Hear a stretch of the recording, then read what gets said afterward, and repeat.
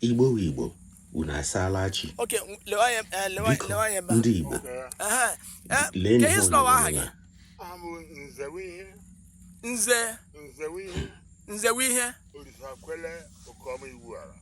Okomi Iwuala. Onye Nkwere Isu. Yes. Chai. Okay. Isi the man oti ishi biaru ebe anyị n'ogbu a. Ndị mmadụ nwere obi ọjọọ, nwere ndị nwere obi ọjọọ n'ụwa. Lekwe ihe mmadụ mere ibi ya. Mmụọ mmadụ mere heka. Ọ ga-adị edere ya mma. Lekwene.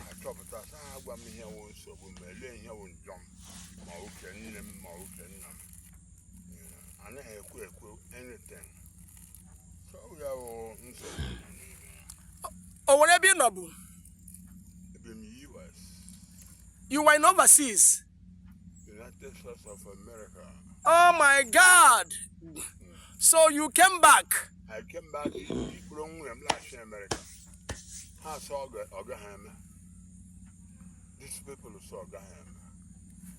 Now married and tried bearing Ogaham.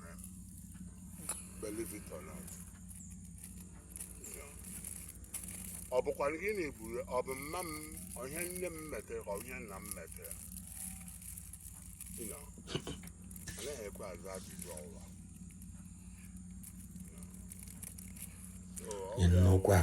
Okay, so it means Laro Isu now or in any Nimo State.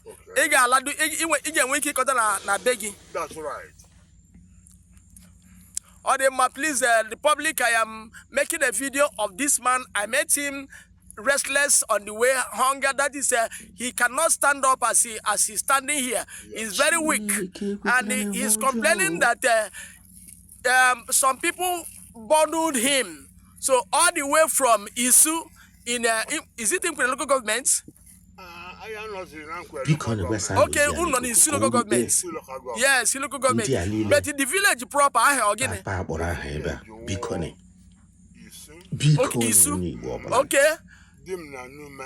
Dimna Nume in Isu local government of Imo State. Right. That is where they bundled this man, maybe drugged him. So he became restless and he does not know himself again till they brought him to a place that he does not know. As he's here, this is Mbause, Isi Alangwa North, Omade Bono, and how he came here, he does not know. I am appealing to wherever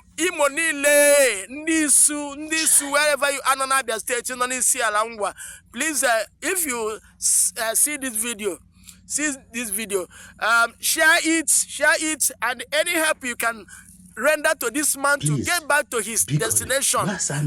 So least he dies here. Maybe that is the thinking of the person that did this kind of heinous crime. Please, that is my appeal. Thank you and God bless you. Thank you very much. Remain blessed. Thank you.